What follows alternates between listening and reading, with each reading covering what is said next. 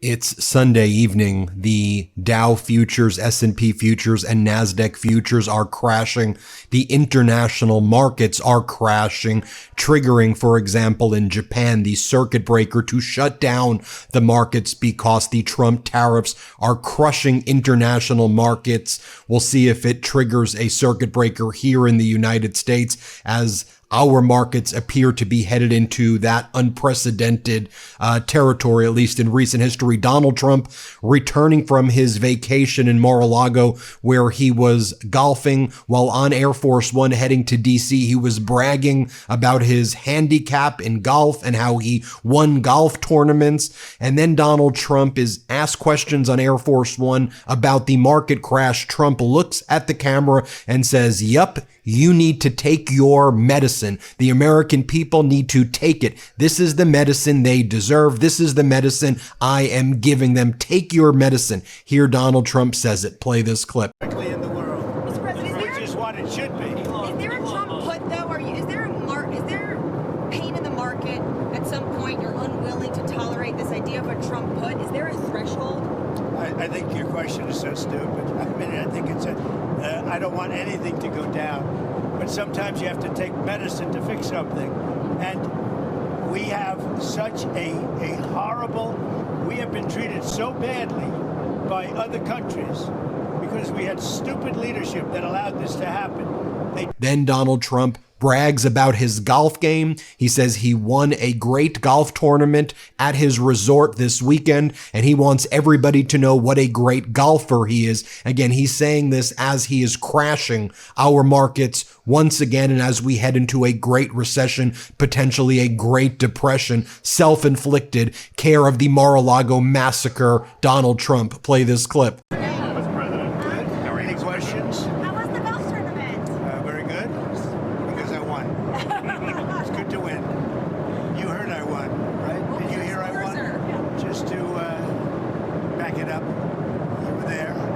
What's your handicap these days? Very low. I have a very low handicap. Okay, let's go. Sir, Chinese foreign... Back up a little Sure. bit.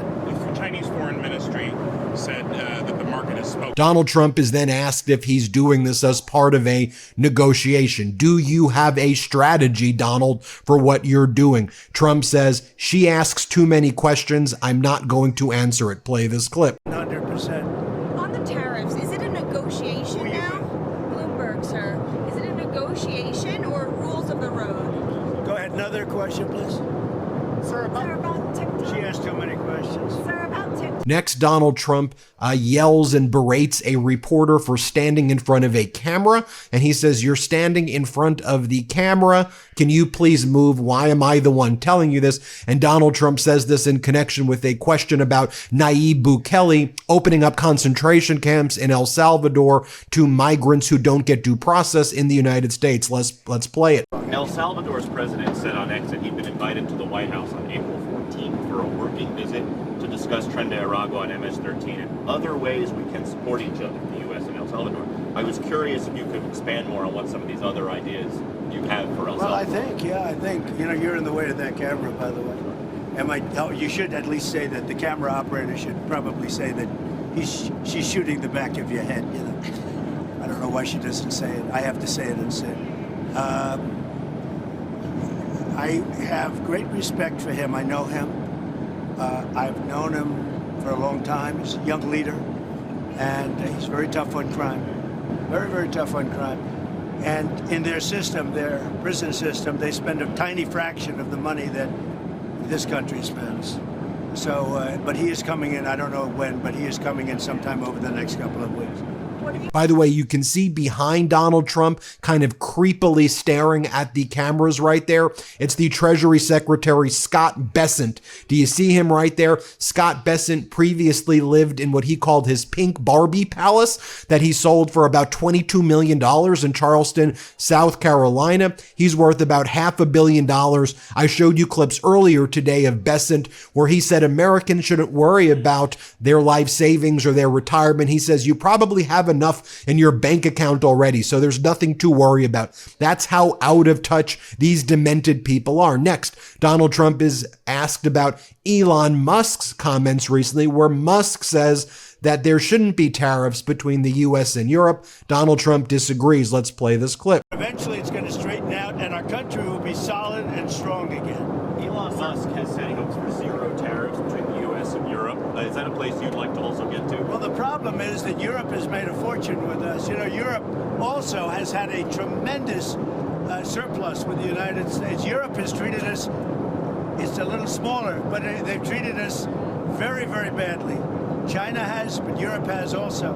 Europe has been very, very bad to us. Europe has taken our leaders for a ride.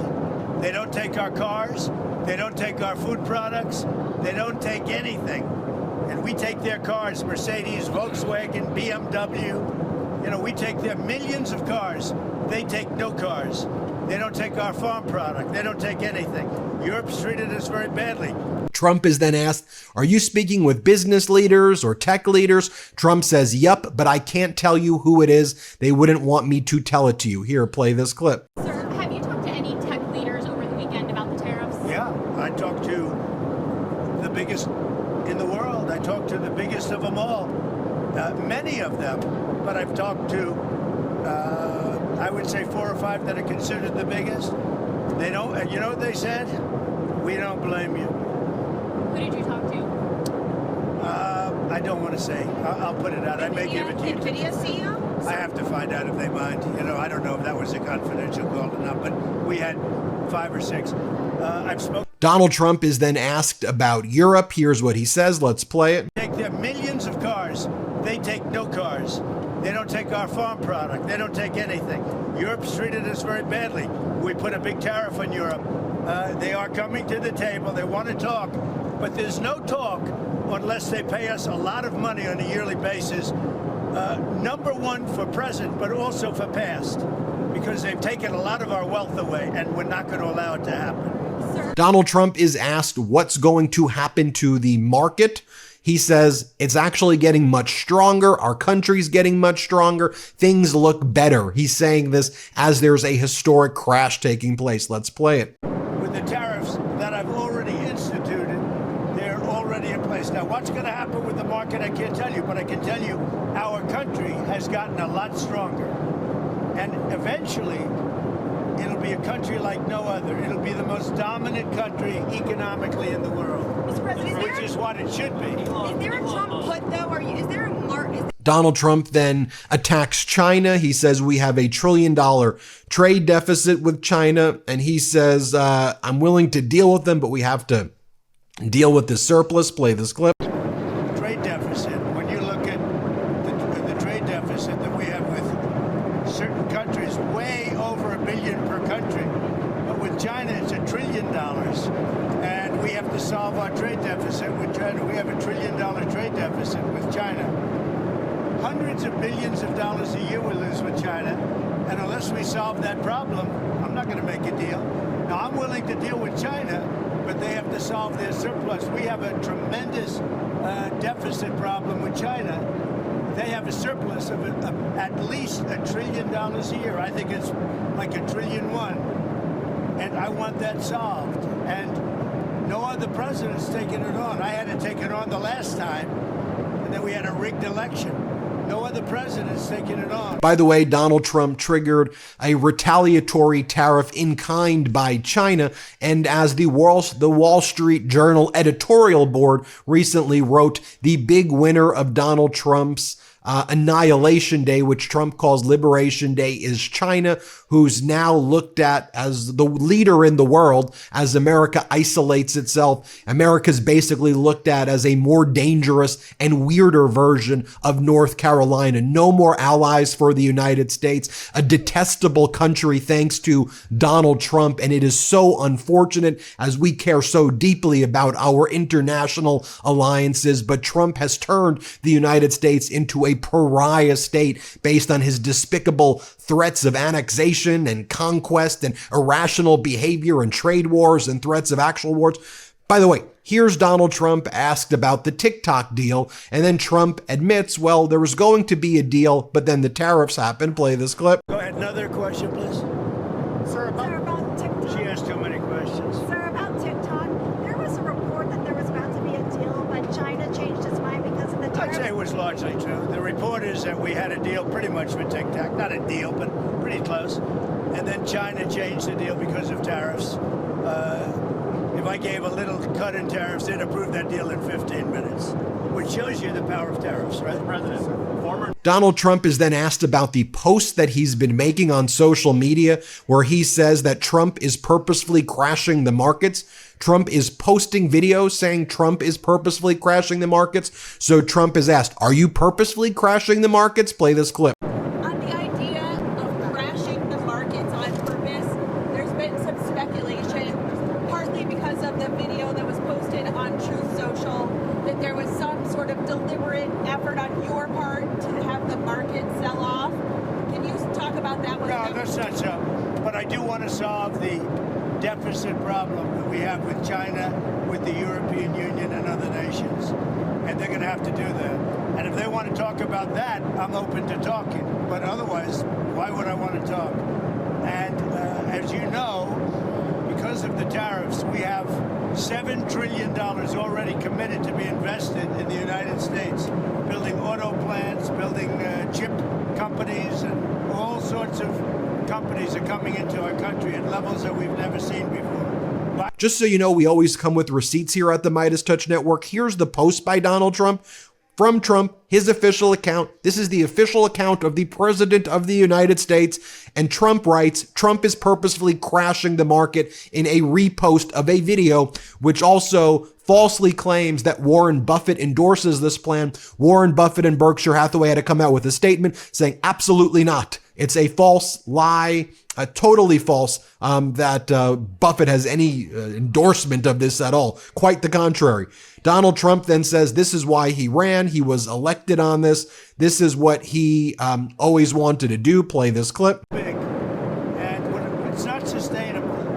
And you know, I was elected on this. This was one of the biggest reasons I got elected, was exactly because of this. And we're going to put tariffs, we've already put them on. It's not a question of we will. We're going to put them on.